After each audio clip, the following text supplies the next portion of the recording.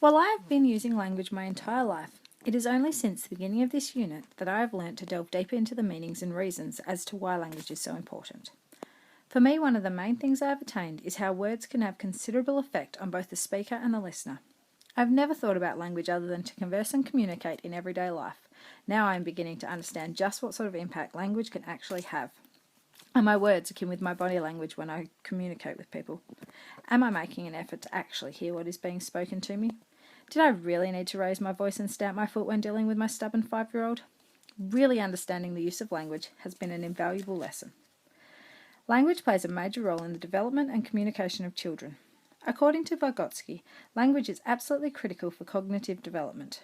Communication begins at birth. Crying, cooing, pointing, clapping, and facial expressions are all forms of a child's language. Children learn to connect social meaning to language through the response of others around them. As children develop, so do their skills in communication. From single words to intelligible speech, children learn through being exposed to language-rich environments. And as explained by Alan Cowdery, not only does the role of the environment and the input it provides have an effect on child development, evidence suggests genetics and other factors play important roles as well. Cultural language affects each and every one of us, today and every day. This does not only apply to the colour of our skin, the country in which we are born, or the language we speak. It incorporates our social status, the sporting groups we are part of, as well as the people we choose to associate with. Agreeing with this is Grillier and Gork, who state culture is a shared set of belief, knowledge, history, worldviews, values, traditions, tastes, and guides for behaviour of a particular group of people. I recall my years of education and remember the diverse range of groups that made up the social hierarchy of my schools. It is through language that we, as individuals, are able to express ourselves and find others with whom we feel connected. Congruent to this belief is Emmett, Zabaki, Komorosov, and Pollock, who say, through language we describe and define ourselves to others. Our language enables us to belong to and exclude others from groups. Throughout the learning and mastering of communication, we must incorporate many forms of literacy, which structure what we know as multi-literacies.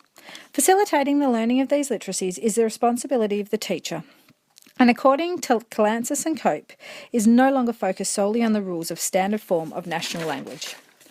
Over the last few decades, technology has become increasingly important in and outside the classroom, and as teachers we must embrace and engage this in our lesson planning. Reading and writing are still important aspects of literacy, but developing children's skills in literacy and readying them for multiliteral human beings can come in the forms of music, storytelling, dance, and information technology. Multiliteracy pedagogy is becoming clearer in our ever-changing world, and as considered by Maine, the goal is to create a community of learners who are motivated because the learning is located in meaningful contexts. This can be seen with the development of the Australian Curriculum Assessment and Reporting Authority, where multiliteracy is seen in many areas.